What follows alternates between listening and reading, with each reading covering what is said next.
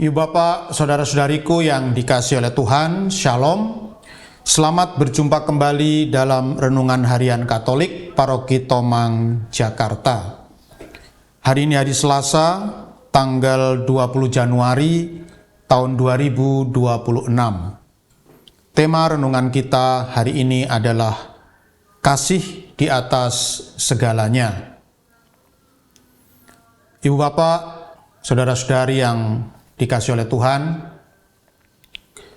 satu kali ada pasangan pemuda dan pemudi, ya, jadi sepasang kekasih, ya, seorang pemuda dan seorang pemudi yang datang kepada saya, dan kebetulan mereka ini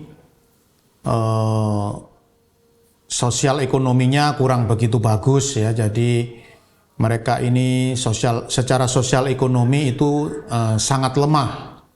Tapi mereka punya keinginan yang mulia, ya, untuk menikah, ya. Jadi sepasang kekasih yang ingin yang meminta kepada saya untuk menerima pemberkatan nikah.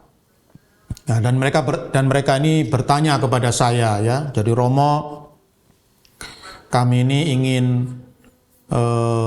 menikah, ingin meminta pemberkatan nikah, tapi kami tidak punya uang banyak, Romo, ya. Jadi kami ini ekonomi kami masih susah, ya, masih sulit. Sedangkan kami tahu untuk pemberkatan nikah itu ada stipendium, ya, ada stipendium yang harus kita berikan kepada gereja, ya, kepada Romo, ya, untuk pelayanan sakramental. Tapi, ya, mohon maaf, Romo, kami ini orang nggak punya, ya, kami ini ekonomi kami sangat lemah, ya. Kalau misalnya kami tidak memberikan stipendium kepada Romo Erik, apakah Romo Erik tidak berkeberatan untuk memberikan pemberkatan nikah kepada kami?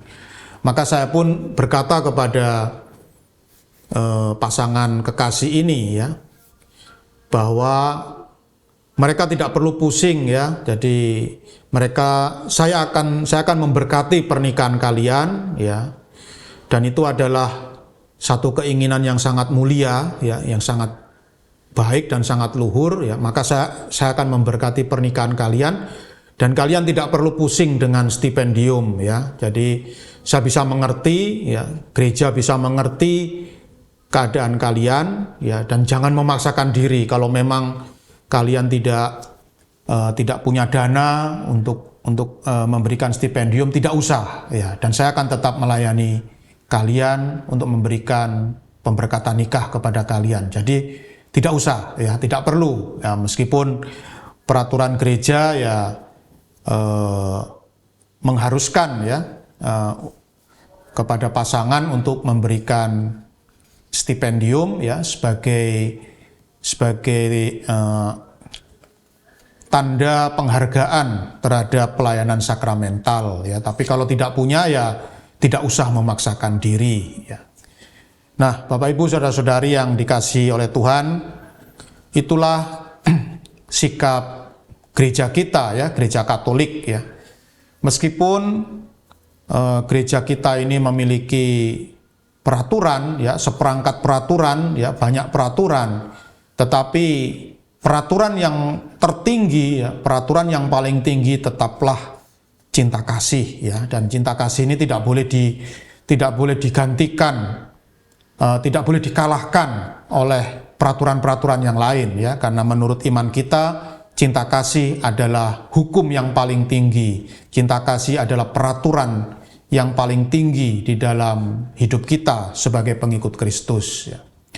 Ibu Bapak, Saudara-saudari yang dikasihi oleh Tuhan, dalam Injil Markus bab 2 ayat 23 sampai 28 yang dibacakan dalam perayaan Ekaristi hari ini, dikisahkan tentang orang-orang Farisi yang protes kepada Tuhan Yesus karena melihat bahwa murid-murid Yesus mereka memetik bulir gandum yang ada di ladang, lalu mereka makan. Ya. Mereka protes karena pada hari Sabat orang itu tidak boleh melakukan aktivitas di luar rumah. Ya. Jadi memang menurut peraturan agama Yahudi itu pada hari Sabat orang harus setia berada di dalam rumah, ya, tidak boleh pergi-pergi keluyuran ya di luar rumah, harus setia berada di dalam rumah untuk banyak berdoa, untuk banyak berpuasa, untuk banyak membaca dan merenungkan kitab suci, ya. Itu memang peraturan hari Sabat seperti itu, ya. Tetapi masalahnya pada saat itu, pada hari Sabat, para murid Yesus ini ya kelaparan, ya, merasa lapar. Lalu mereka ingin memetik bulir gandum dan ingin memakannya, ya, untuk mengatasi rasa lapar itu, ya. Dan itu Tuhan Yesus mengerti, ya. Tuhan Yesus mengerti bahwa murid-muridnya sedang kelaparan, ya, lalu ingin makan, ya, maka Tuhan Yesus pun membiarkan murid-muridnya untuk memetik bulir gandum, ya. Tapi bagi orang Farisi, itu tidak boleh, ya. Hari Sabat ini orang nggak boleh keluyuran keluar rumah, harus di dalam rumah, ya. Mereka nggak peduli orang ini kelaparan atau tidak, nggak peduli, pokoknya harus di dalam rumah, nggak boleh keluar-keluar, ya. Tetapi berbeda dengan apa yang dipikirkan oleh Tuhan Yesus, ya. Tuhan Yesus membiarkan para muridnya untuk mencari makan karena memang mereka kelaparan, gitu, ya. Nah, inilah perbedaan cara berpikir orang Farisi dan dan Tuhan Yesus Kristus, ya. Kalau orang Farisi itu hukum Sabat itu hukum yang paling tinggi, ya, hukum yang levelnya itu di atas segala-galanya, hukum Sabat, ya. Tetapi bagi Tuhan Yesus, hukum Sabat itu harus dikalahkan oleh hukum cinta kasih, ya.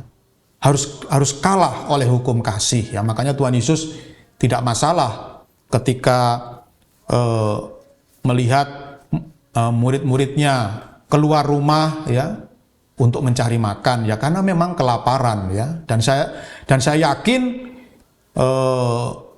Tuhan Yesus pasti berpikir, ya, jadi orang-orang Farisi ini daripada mereka ini protes, para murid mencari makan, ya, memetik bulir gandum, lalu gandum yang masih mentah dimakan, ya, bayangkan, ya, jadi bulir gandum yang masih mentah itu dipetik lalu langsung dimakan, itu bagaimana rasanya, ya? Pasti nggak enak, ya.